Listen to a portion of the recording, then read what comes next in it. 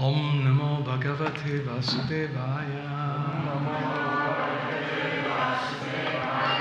Om Namo Bhagavate Vasudevaya. Om Namo Bhagavate Vasudevaya.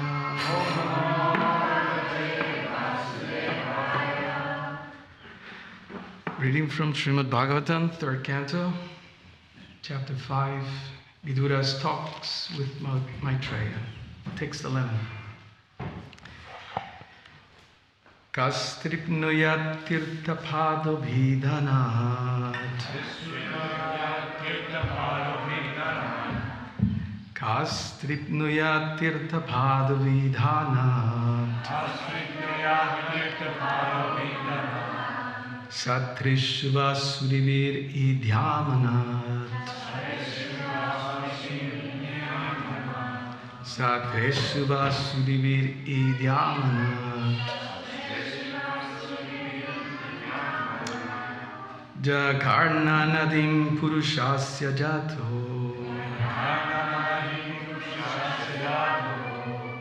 Jakarnanadim purushasya jato. Bhava pradam ge harabim chinati. Bhava pradam ge haratim chinati. Kastripnu yatirtha pado vidhanat. Satrishva surivir idhyamanat. Jakarnanadim purushasya jato. Bhava pradam ge haratim chinati.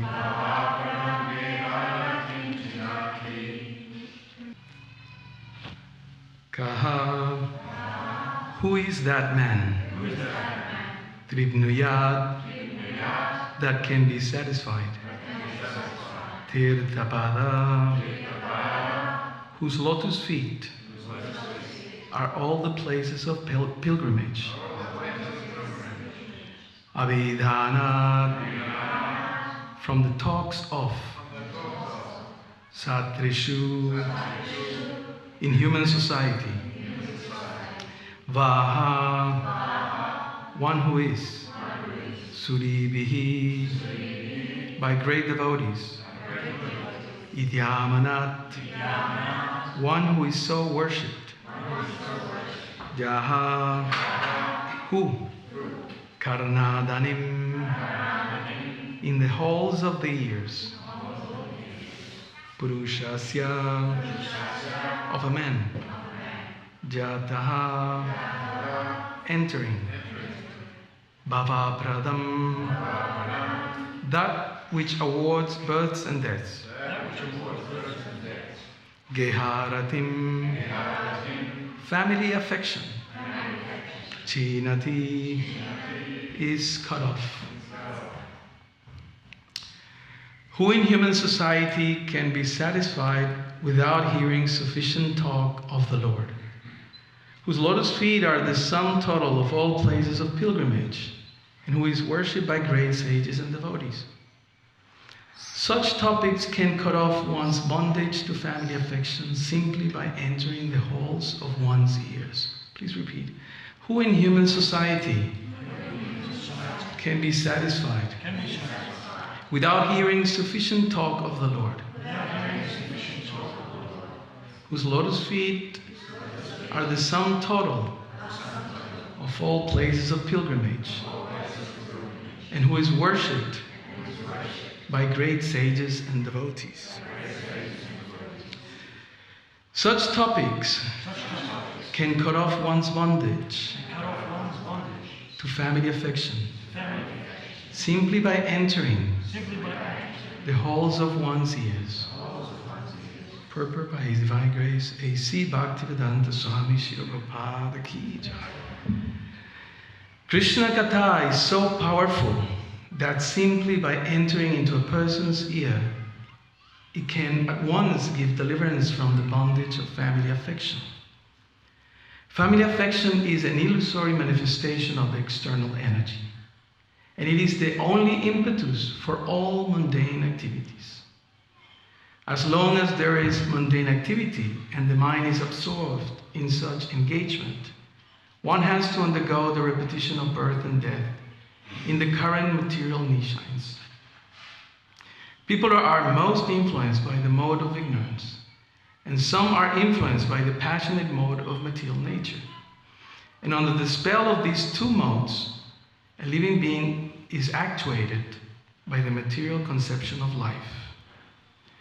The mundane qualities do not allow a living entity to understand his real position. The qualities of both ignorance and passion strongly bind one to the illusory bodily conception of the self. The best among the fools who are thus deluded are those who engage in altruistic activities under the spell of the material mode of goodness.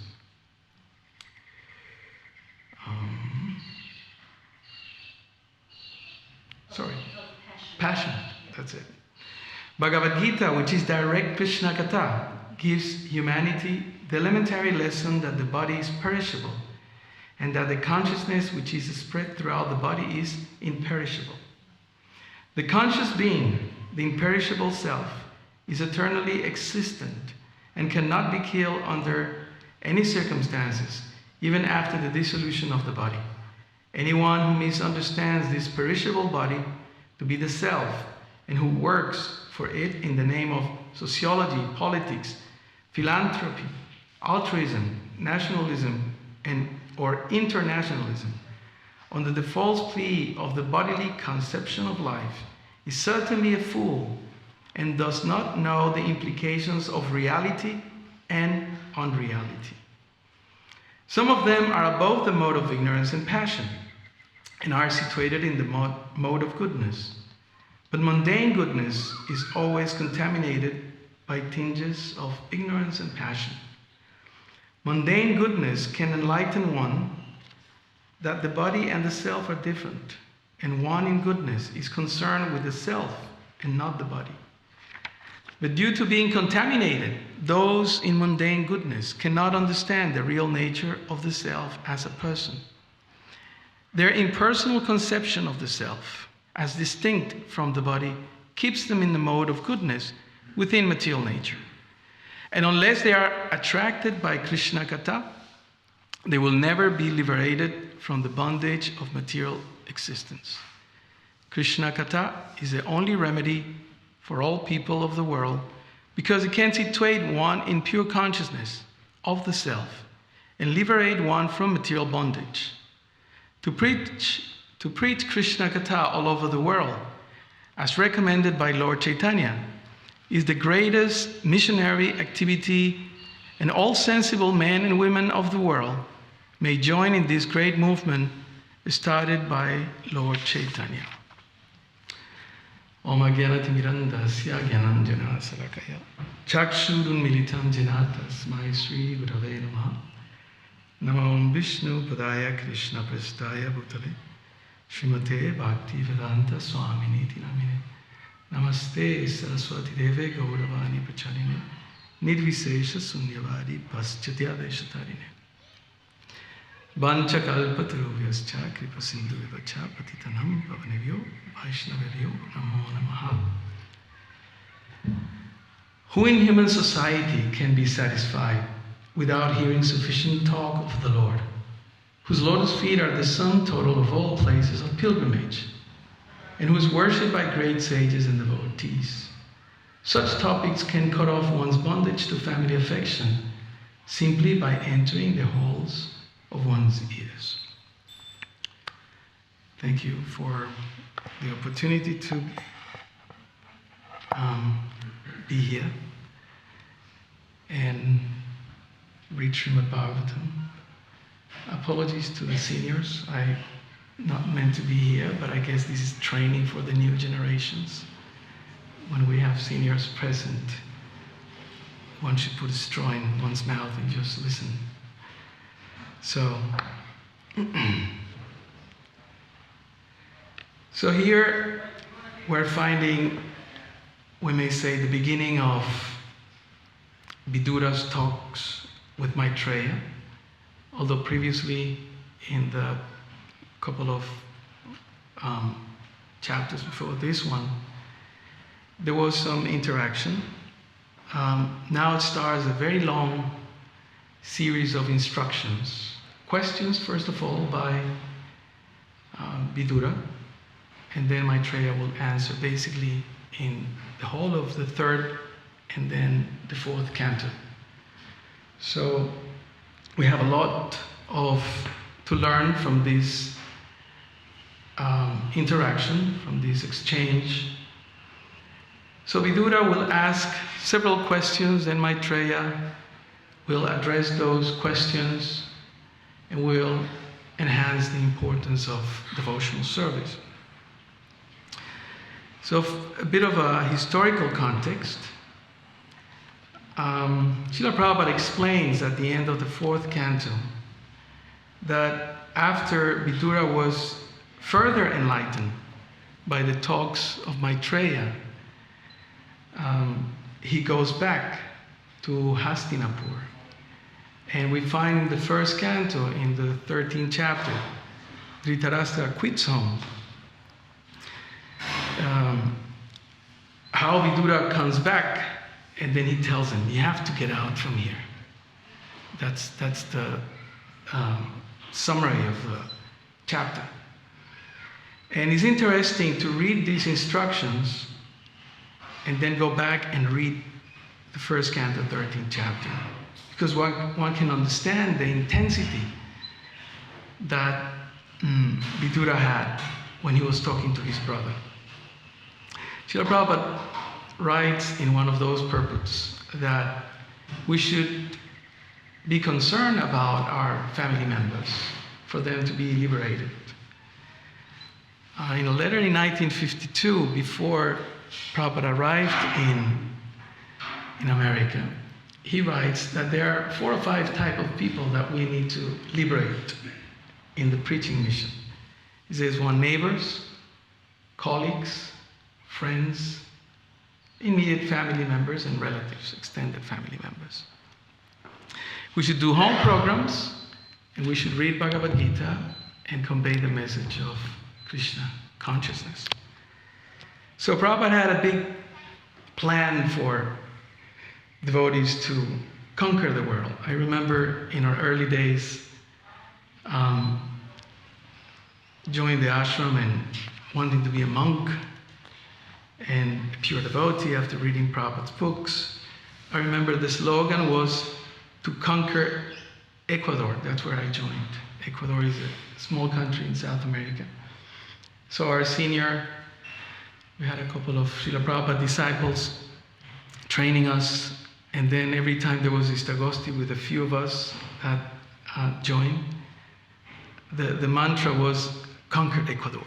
Ecuador is in the center of the world, and they have different lines. If we, can make this country, it's a small country, so it wouldn't be too difficult, what we thought. And that was the mood that, we have to conquer Ecuador with Krishna consciousness, like that. So we were distributing books and doing Harinam, Prasad distribution, trying to do all the things that we learned from Prabhupada's biographies, trying to basically imitate, like a little kid. Sometimes Prabhupada will say that children learn from the parents, so if the parents give obeisances, generally it's because the parents have some understanding. They surely would have heard instructions, be trained in different ways. But if the child sees the father or mother giving obeisance, he just gives obeisance. That's what you do. So sometimes, in many ways, we sort of imitate what the seniors do, the good things, that is.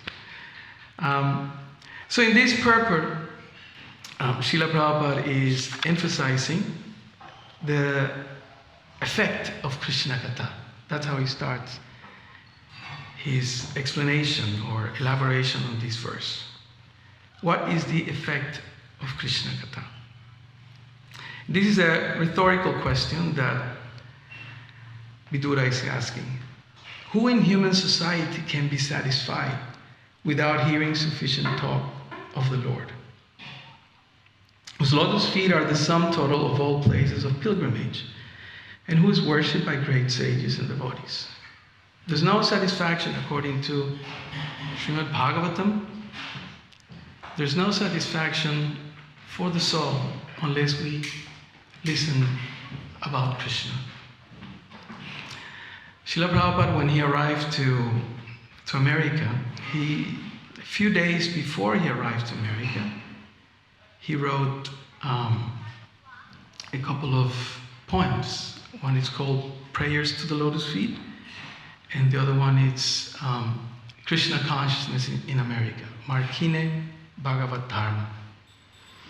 And in that prayer, he includes 5 verses of the Bhagavatam, where the process of transformation of the heart is explained.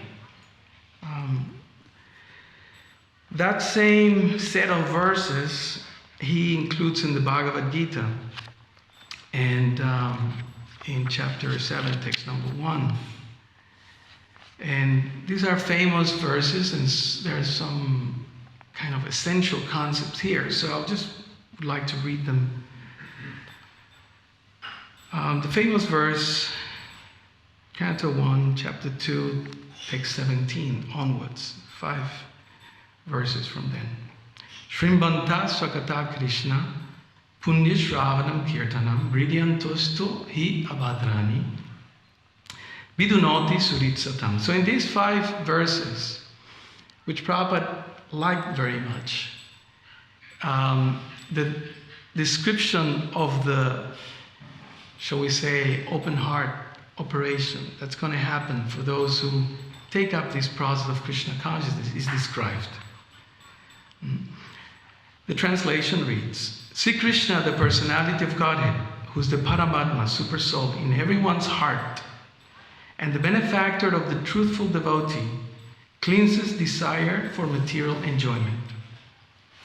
From the heart of the devotee, who has developed the urge to hear his messages, which are in themselves virtues when properly heard and chanted.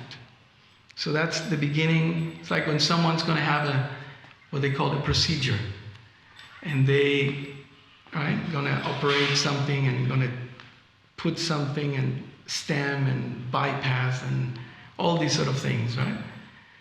So there is the surgeon saying, okay, this is what it's going to happen, all right? And we're going to cut like this and put this, and this will help this and that, and then you will have your recovery, and of course there's some cost. That's the most scary part, I think. So this is what's happening. We're hearing Krishna Katha, and like the Bhagavatam itself explains in 3:25-25, Satam Prasangam Mavidya Samvido. The devotees get together, Satam Prasangam Mavidya Samvido. And then there is a connection from what we hear and the heart. Rid Karna, that's the connection. The ear and the heart. That's why when someone insults us, then it's so painful. Have you realized that? You know, somebody says something, harsh to us, and then we're, it hurts so much. And the opposite also applies. When somebody says, oh, you're so good, so great, da-da-da, and we feel, oh, so nice. In the material sense, of course. So here, the Bhagavatam explains that the abhadranis are the tumors or the obstacles that are in our heart. And how can this operation will happen? How will this happen? The Bhagavatam continues, text 18. Nasta prayesu abhadresu. There's the word again, abhadresu. Nityam bhagavat sevaya. Bhagavati stamashloke bhaktir bhavati naistiki. By regular attendance in classes of the Bhagavatam, and by rendering of service to the pure devotee, all that is troublesome to the heart is almost completely destroyed. and loving service unto the personality of Godhead, whose praise with transcendental songs is established as an irrevocable fact. So how do we clean or remove these anarthas, these abhadras from the heart? By constantly hearing Bhagavatam and by serving the pure devotees. So what are these abhadras? What are these obstacles? Sometimes, I remember once my youngest boy, he had an accident and he had this big thorn. They have these palms, some kind of palm trees, has these big thorns. And he was riding his bike and he just crashed onto one of those, and the thorn went into his knee. So I remember being at work, and then they call me from the hospital and say, your son is in emergency, he had an accident. So I couldn't even allow the person to finish. I just say, I'm being there in 5 minutes or whatever, jump in the car. So that's what happened. He had a big piece of thorn, this big, inserted in his knee. So he had to be operated. It wasn't a big thing, but still they have to sleep him and the whole thing. And I remember after that, he took that, he wanted the thorn, boys, right? And he kept it in a little container, and that was like his trophy, right? So it's good to know what it's there in the heart, that it's troubling our advancement. It's good to admit. So here, the next verse explains that the problem is the modes of passion and ignorance. And this is what Prabhupada is explaining in the purport. He's saying, like Krishna, Bhagavad Gita, when Arjuna asked him, what is the problem? Atakena prajukto jam papam charati purusha. Why do I act in a way that I don't want to, as if dragged by force? Right? Chapter 3 at the end. And Krishna, what does Krishna reply? Kama esha, krodha esha, rajaguna samudbhava. Because driven by the mode of passion, we become mad, we become illusion, blinded, and then we act and do things that we otherwise wouldn't like to do. So here there is an address to that same point. Text 19. Tadarajas tamo bhava. These are the two words that Prabhupada is referring to in that purport. Tadarajas tamo bhava. Kama lobadayas chaye. Chitta etairanavidam.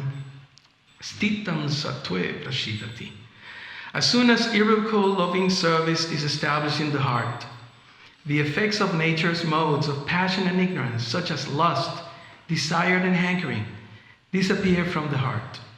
Then the devotee is established in goodness, and he becomes completely happy. Then the word is there, sattva. And it's the same point that Prabhupada is referring in the purport. So, ignorance, passion, and then goodness. But as Krishna also warns us in Bhagavad Gita in chapter 14, when he talks about the modes, there is a conditioning about the mode of goodness. What is that conditioning? Who remembers? Except the seniors? Complacency. Complacency, you start thinking, I'm doing well, I am better than others, Prabhupada said. You become proud because you're happier than others, more knowledgeable, you have a better life, right? And then you start seeing others as lowered and poor fools and that sort of things. I remember once Purijan Prabhu, he made I forgot now the exact number, the times that Prabhupada will use the word rascals. I don't know how many, nearly 1,000 times in the Vedas or even more. So he was warning us that, Prabhupada could say rascals, but, we have to be careful how we think of others. So the process continues to be described in the Bhagavatam. So now we identify what are the two problems: passion and ignorance. Evan prashana manaso bhagavat bhakti yogata bhagavat tattva vijnana mukta sangha sajayate. Translation: thus establishing the mode of unalloyed goodness, the man whose mind has been enlivened by contact with devotional service to the Lord gains positive scientific knowledge of the personality of Godhead in the stage of liberation from all material association.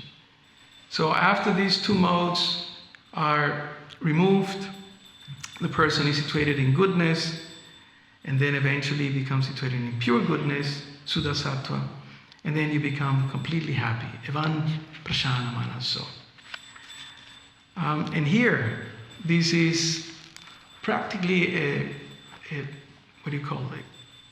photoscopy of what we are reading in this particular verse. Please pay attention, and some of the Sanskrit words are there. Vidyate ridaya granthis, chidyante sarva samsaya, chiyante chasya karmani, trista evat manishware. Thus, the knot in the heart is pierced, and all misgivings are cut to pieces. The chain of fruitive actions is terminated when one sees the self as master. So here we have the word rida, and it's repeated several times in this set of 5 verses. Vidyate ridaya granthis. Ridaya granthis means the knot in the heart. This is what the surgeon will do. This is what the spiritual master will do. Of course, it is informed by the Shastra, and this is what happens when we develop an urge to hear Krishna Katha. So this is what Prabhupada writes in his prayer, preaching Krishna consciousness in America, Markine Bhagavat Dharma. So this is the importance of Krishna Katha. And just like when Arjuna was listening, first asking several questions in the first section of the Gita, the first 6 chapters, then in chapter 7, Krishna begins his presentation saying, Takshrinu. Takshrinu is like when a teacher comes into the classroom and it's a little late, and he or she sees that all the kids are playing around. Do you remember those days?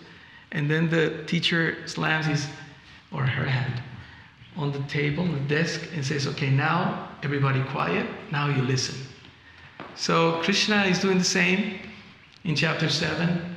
There's so many questions before that, but then at that point Krishna says, now you listen. There's no questions in chapter 7 or 9, because Krishna is really telling Arjuna, this is what you need to know in order to know me.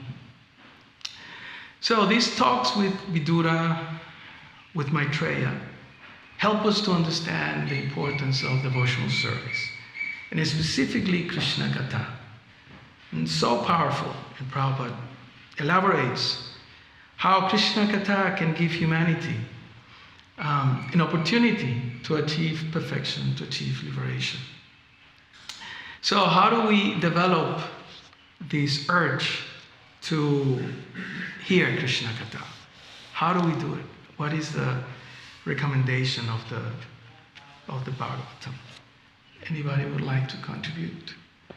How do we develop this urge to listen intently Krishna Katha? Saranavakti, yes, yes. Yes. Yes, Maharaj spoiled my punch line. That's the verse. Yeah, Vasudeva Kataruchi. By serving the devotees.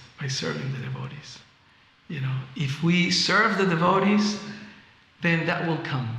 Why? Why is that? It's quite a common thing, and sometimes Prabhupada, very casually, he says, if somebody wants to drink, right, what do? They go to the pub. They associate with others that drink. Also, Prabhupada says, if you want to be good at some sport, right, you associate with those who are fans of that particular sport. And then you see them shouting and crying and chanting, and then somehow you become, electrified by that energy. So in the same way, if we associate with devotees who you can notice that they relish reading Bhagavatam, reading Bhagavad Gita, talking about the great devotees, then we take association from them, and then something happens in our heart, right? And then you start also wanting to learn those shastras, wanting to know those things. And it's like magic, we may say. But it happens, it's possible. And I remember my first realization in Krishna consciousness after I read Bhagavad Gita from beginning to end, because my best friend challenged me. He gave me the abridged version, the Macmillan version, that before the full, Prabhupada was not so happy because he wanted the full thing. But so due to the BBT in South America struggling with funds, so they decided to print that shorter version. So I read that version, and that version already knocked me out in terms of my material conceptions. So after I read it in 4 days, because my friend told me if I have any intelligence, read this book. That was his challenge. So I read it out of pride and arrogance. I said, I'm going to read it and I'm going to defeat what this person is saying. And I remember the first realization I had is, I cannot be a devotee. This is too exalted. This is too high for me.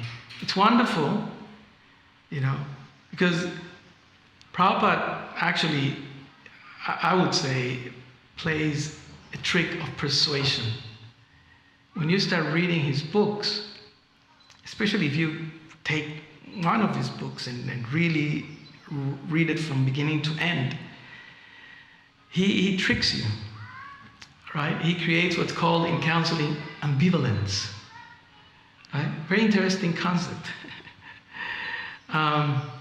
This is what you have. This is the miserable life that you have. Even in the best case, everyone's going to die. You're going to get old. You're going to get sick.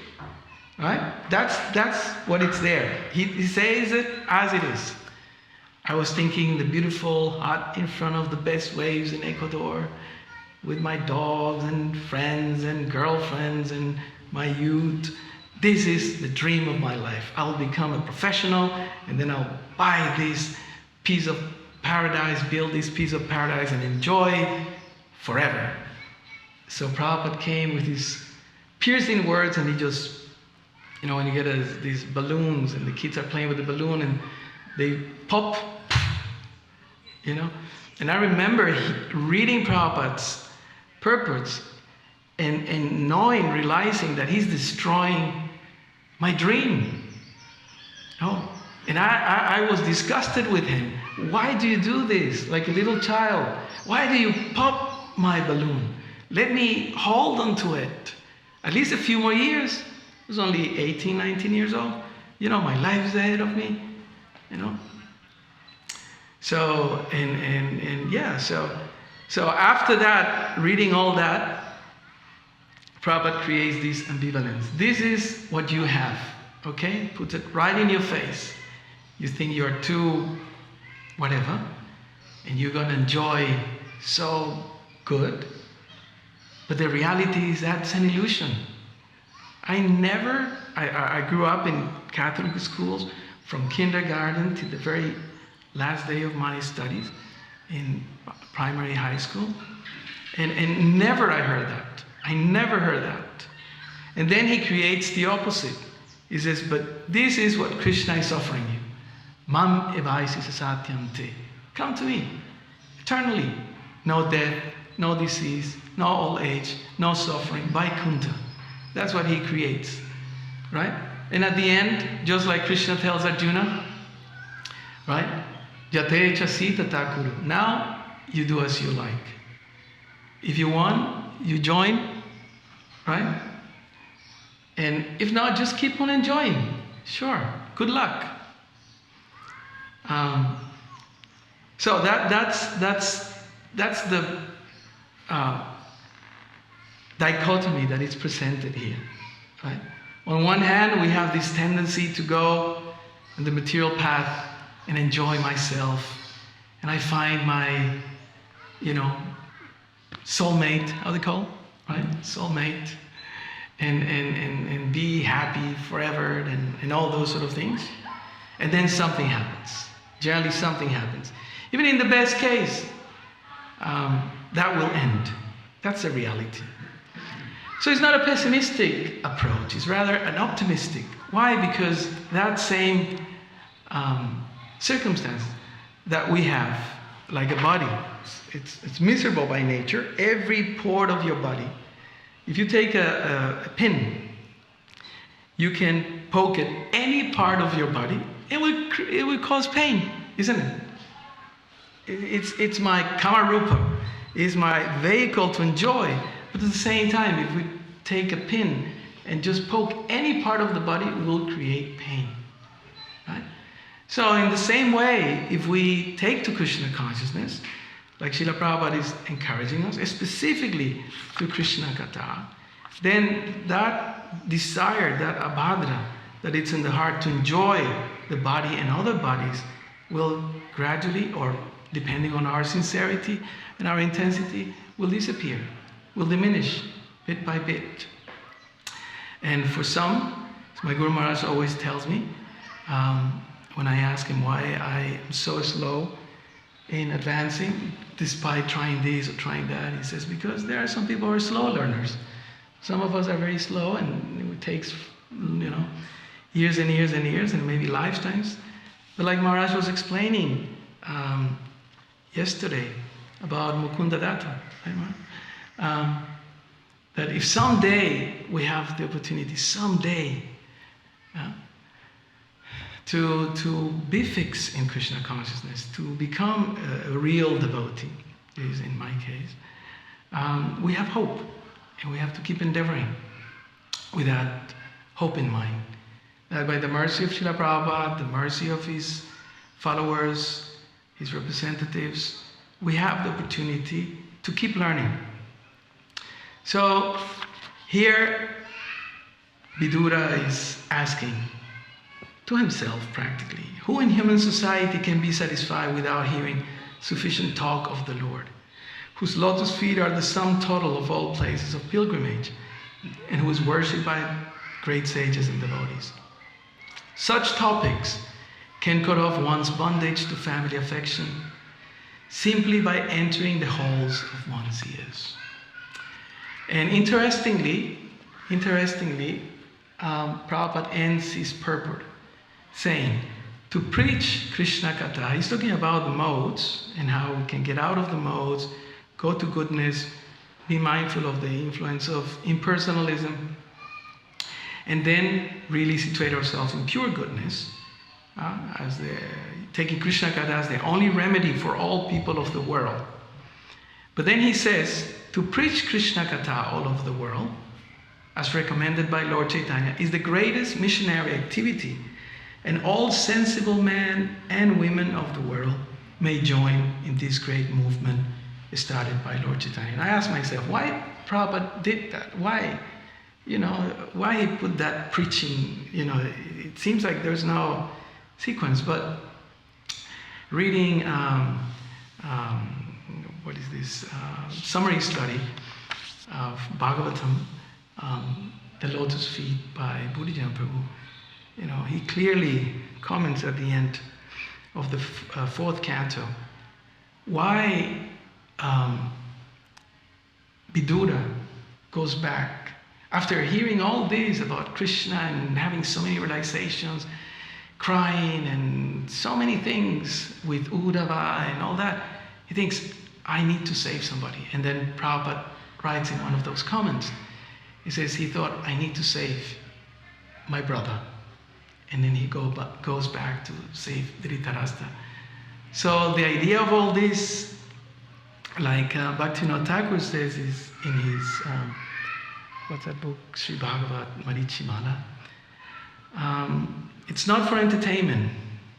Bhagavatam is not for entertainment, it's for purification. So once we get purified, at least to some extent, the natural thing is, let me help somebody. Let me tell this to someone else. Like sometimes you suffer from something, headache, stomachache, this and that. And then something works for you, right? And then someone else says, oh, I had this indigestion or something. And they say, oh, take this, it's so good, because it works, right? So in the same way, Krishna consciousness, Krishna Katha works like that. We read and then we find something. We associate, we do some service, we listen to Bhagavatam classes, and then we feel something.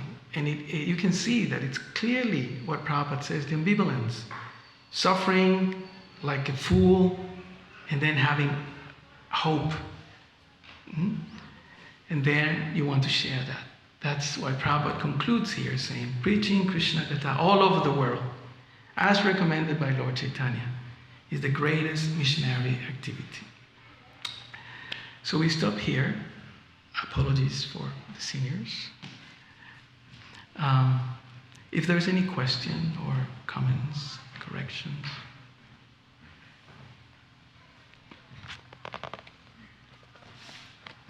If I may pose a question. All right. In the purport, you read that family affection is a manifestation of illusory energy. Now, as a visitor here to New Govardhana, yesterday you introduced me to your wife, and she looked happy, and as they say in India, happy wife means happy life. So how do you reconcile this? That family affection is a manifestation of the illusory energy? This is called exam time, test. Here's the teacher. You're boasting about this and that. I told my wife yesterday, I hope Maharaj doesn't come to the class having the intuition that he may put me on the spot. So I was right. But I did think that if you would come and you would ask me something like this, I was thinking, what would I say? No. And there are two things in regards of having a body or having another body, wife, kids, etc. Is the tendency to enjoy them and thinking selfishly, this is my property, my wife, my kids, my house, my body. That's also an instruction from Bhagavatam. What's that verse? Ato griha chetre sutapta vitar janasya moham aham jam ahamamati. That I am this body, and whatever else this body has is for my enjoyment. But Bhaktivinoda Thakur, sometimes called the patron of Grihastas, says that by taking Krishna consciousness, of course in his case he could see it, in our case sometimes we see it and we have this sense of whatever I have, it's not my property, it's Krishna's property. And therefore I am a servant of those family members. This household is not my household, this is Krishna's temple. And therefore he recommends Grihastas, for example, to engage in deity worship. And many other things the Shastras explain.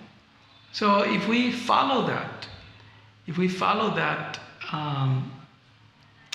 those guidelines, definitely it works. Then we understand, whatever we have, it's for the service of Krishna and the devotees. So yes, it is a manifestation of the illusory energy, because it can fools us and makes us think this is for me and for my happiness. But being honest, how long that can last, and therefore, whatever time I have or whatever properties, we need to use it for the service of the Guru and Krishna. And in that way, gradually that desire to enjoy will disappear. As Prabhupada says in one purport, I think it's 4th canto, he says that due to the mode of passion, everyone will take grihastha life.